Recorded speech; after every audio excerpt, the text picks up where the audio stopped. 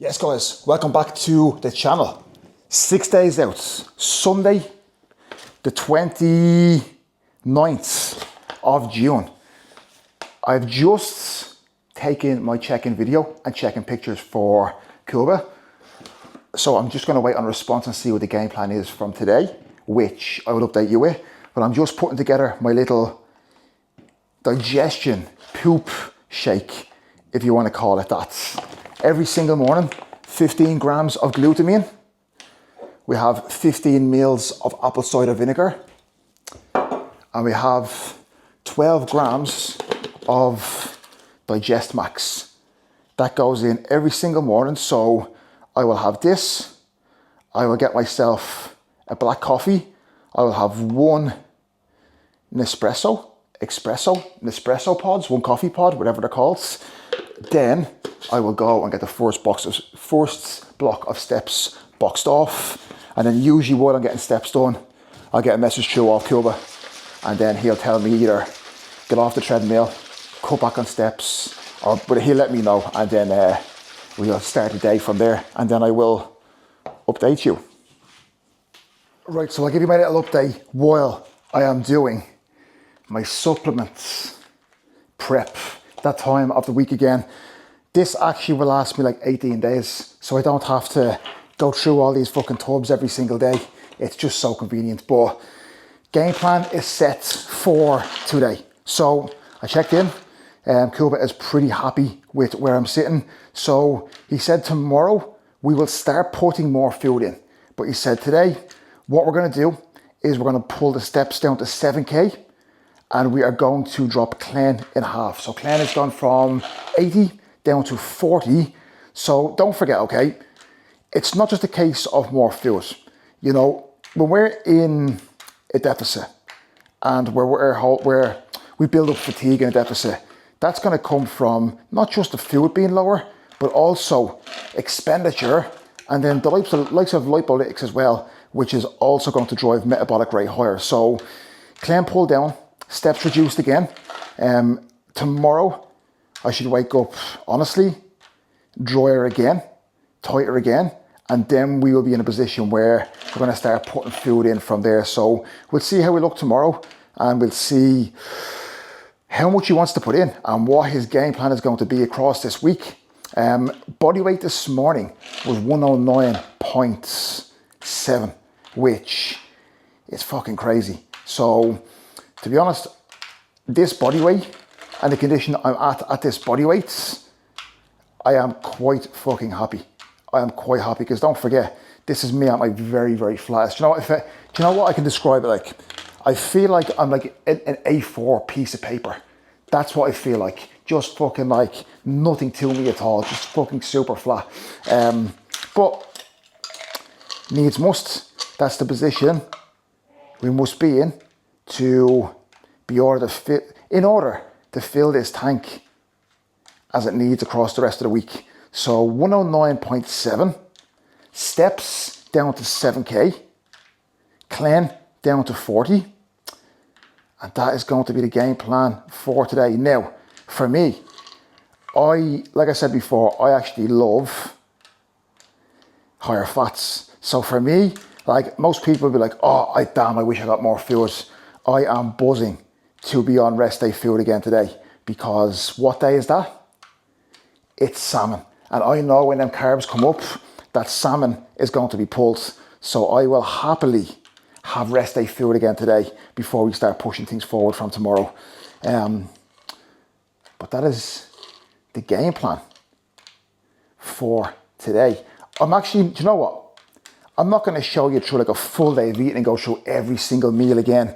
The reason being, if you look back like 2 videos ago, you will see rest day, full day of eating, 3,000 calories. It's the exact same day of eating as that.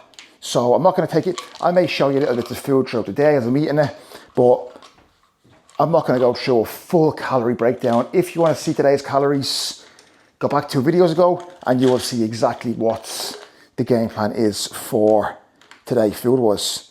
So yeah, I'm excited. One day closer, One thing I was actually talking to someone about yesterday after that leg session is, he was like, how are you feeling? I was like, great, you know. I'm like, even though like I'm like counting down like 6 days, 5 days, etc. It's like, I'm doing that because it's exciting. But to be honest with you, it's almost like I don't want it to end. Like I don't really want the show day to come, because before I know it, it's going to be over. And I'm going to wish I was back in contest prep again. So even though I'm counting down, like I truly am just sitting in each day and not wishing it away. Like I'm just enjoying it and embracing it, which honestly, I think that's why it's being super straightforward for me, because I don't have this crazy like anxiety of, oh, get me to stage. How am I going to do? What am I going to look like? I'm like, what's meant to be will be. I'm the best I've ever been. So I've no anxiety or stress, or it's a force for me. And honestly, it's a very, very nice position for me to be in. So yeah, I overlaid the video here from this morning's check-in for you to look through. And you probably won't even notice much of a difference in comparison to yesterday. For the trained eye, you'll be able to see the differences and a bit more detail coming through as well. But for most people, you won't be able to really notice anything. But this is bodybuilding. So that's the update for today. I'm going to finish doing the subs, getting these prepared. Then I'm going to do my vacuums. I'm going to do my ab work. And then I'm going to tuck into that meal one. So let's get it. So that's me sorted for the next 18 days. Super fucking handy. And some supplements there. If you want to know what supplements I take, go back a few videos and you will see my my supplement breakdown as well. But that's a lovely task boxed off. Fucking dread doing that. Guys, we had a bit of a nightmare with that first video yesterday.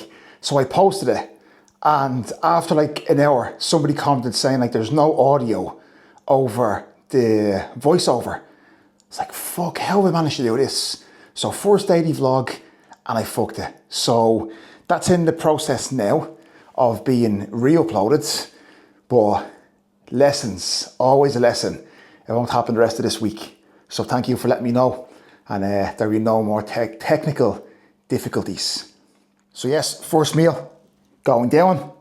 And then we have the big dog cast on today.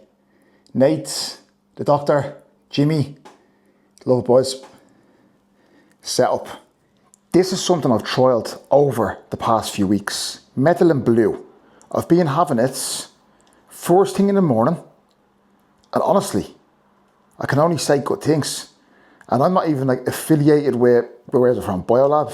But from a work standpoint, the focus it gives me, it's second to none, to be honest with you. Especially as you're deeper in prep and cognitive function starts to drop off. I've definitely noticed the difference. And again, I didn't want to just be like, okay, you know, yeah, that feels a lot different. I feel a benefit from that just because it's like placebo. I sat on it and it's been like a couple of weeks now. I'm like, you know what? Yeah, this is actually pretty fucking good. So meal two going in. We have the berries, the rice, the cod, the green beans, the peppers. Nothing changes. Business as usual. So let's address something. Twice this week, I had younger guys come up to me in the gym and say, are you going for your pro card? And I think in today's industry or day and age, I don't think people are actually aware or understand what that actually means and what a pro card actually is and the standard you must be at to actually reach a pro card. It's almost like people think that if you are competing nowadays, you are going for a pro card. It blows my mind. And that's not their fault. I think it's just with the way social media is and with the way the world is, everyone seems to be pro card hunting, etc. But my answer is always, my response is always, have you been to a pro qualifier? Have you been to a pro show? And their response is no. And I'm like, that's why you're asking me, am I going for a pro card? Because you don't actually understand that I am nowhere near that level. Because if you went and saw these shows, you'd understand there are levels to this. So social media is great, but just realize that Just because someone competes doesn't mean they have to be going for a pro card. And just because you may be going to compete in the future doesn't mean you have to pro card chase. It puts so much unnecessary pressure on people from the very, very start. And they just don't even enjoy it. I see so many people literally just hunting pro cards before their first show. And I just see them fall out of love with it. Oh, like time and time again, I see it happen. So pro card hunting, pro card chasing, if that's meant to happen, that will happen. But if you are doing this simply for a pro cards, you're in for a rough ride, because this is not going to be enjoyable. And when you get there and you realize that it doesn't actually change anything in your life, that's going to be a tough realization. Especially when you realize you're gone from, like, if you're winning the pro card, you're top of the amateurs, and all of a sudden you're bottom of the pro ranks. And you have to start from scratch again and build back up. So just bear that in mind. So, like, realistically, if I was to, get a pro card, if, my luck was in a good position by the time my career is over, you're probably talking maybe 5-6 years away. Like, that's how far I would be away from a pro card. That's literally, where I'm not delusional. And like I said, that's even if I was lucky enough to even come close to that. I do this because I love it. It's that simple. I love the lifestyle, and regardless if I win or lose, it's always been the case. The next day, I'm going to be back in the gym. I'm going to be training. I'm going to be living the exact same lifestyle. It literally does not change. If I wasn't competing, I would still be living like this, because it truly makes me happy. And I don't think many people can say that anymore, because it's all for clout. Now, on another note, what are my expectations? What are my goals? Because I think it's pretty also delusional to think that, we go in just being like, if we lose, we lose. I'm competitive and I want to fucking win. Like, I still have that mindset. So don't get it twisted. So, like, realistically, where do my expectations lie, or what do I hope to get from this season? So first of all, this is the best I've ever been. Okay, and I'm super confident going to these shows, because whatever else happens, happens. I physically could not be any better, and that is all I can do. The rest is in a judge's hands. This is very subjective. If I turn up on a day and I'm the best on the day, and the judges think I'm the best, I win. Okay? If I turn up and somebody else or 2 or 3 people turn up and they're way better than me, they beat me. It's that simple. You know what I mean? So it's what would I like from this season? So let's be like really honest here. MK Classic is first up. I would love to crack a top 3 at the MK Classic. I think that's possible. Will it happen? Who knows? I'm going in with the mindset of, like, I'm bringing my best of physique that can win this. My goal there is in the super heavyweights, top 3. Now, I am doing the novice bodybuilding class as well. I want to win the novice. For me, that is the next step up for me that I have not achieved. When I was starting bodybuilding, it started off with juniors. You go into juniors, you know, if you win juniors, great, okay. You're into the novice. Okay, if you win a novice, now you're going to try and win an open class. And that's just the way it's been since I was younger, since I kind of came into this. Whereas now people are just skipping that and just going straight for a pro card. So I have to work my way up the ranks. So realistically, I would love to take first place at novice at the MK. And then, like I said, into the super heavyweights on that same day, I would love to crack a top 3 there. In the pro qualifier a few weeks later, I would love to crack a first call out in my class. I think that is something that's going to be tough for me to do this year. But again, it's something I believe I can do. And then I will do a PCA show. I would love to win my class at a PCA show, which would be bodybuilding tall. So that's win a PCA show, win novice at the MK, top 3 at the MK, first call out at a qualifier. I'm putting it out there, you know, so in a few weeks' time, you can look back on this and be like, fuck, he didn't achieve anything he wanted to do. Or else you'd be like, Jesus, he's done exactly what he set out. But either way, that's what I would love. But either way, I'm still happy with the package I'm bringing and the package that I've brought. So like I said, it's bodybuilding. Everything else is completely out of my control. You know, yes, they're the goals, and in an ideal world, that's what'll happen. But I cannot control who turns up. You know, there's been times, okay, where I always remember, now about 2017, I was competing in Ireland as a junior, and I was going in, and I knew a couple of guys competing, and I was confident. I was like, okay, I think I can win this. And I walked backstage, and we stripped off, and there was a guy called Colin. Okay, don't know if Colin's watching this. He probably not, but Colin stripped off, and I just said, Colin wins. Before we even walked out there, nobody knew Colin. Colin didn't have social media. Nobody knew Colin. So you just don't know who's going to show up. You know what I mean? There's these guys who are doing this and they're not even on social media, and they just fucking love it, and they come and they just blow everyone out of the water. So that's, in an ideal world, what my aims and my goals are this year. But let's see how it plans out. But you better believe, in my mind, when I'm going day to day, when I'm doing my steps, when I'm training, like, that's what's fueling me, because I want to achieve them goals this year. But like I said, I am the best I could possibly be. Now let's have some fucking fun. Let's go. Just on that note as well, to put a bit of context to it, okay? I think people think in this day and age, if they're not going for a pro card, I'm not ready for it, so I'll just not compete. I'll just wait a few years and compete like when I'm ready for it. But think about it. When you're younger, do you just not go and play a football match or play for a football team because you're not going to be Ronaldo or Messi? No.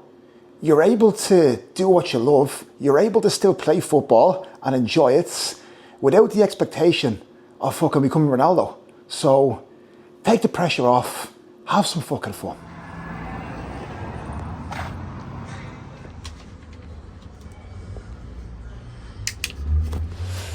So yeah, next stop on this rest day was Bloodwork. So I've actually got Bloodwork done every like 4 weeks during this prep. Now, that is expensive, yes. And not everyone needs to get that done. But I do this like for a living.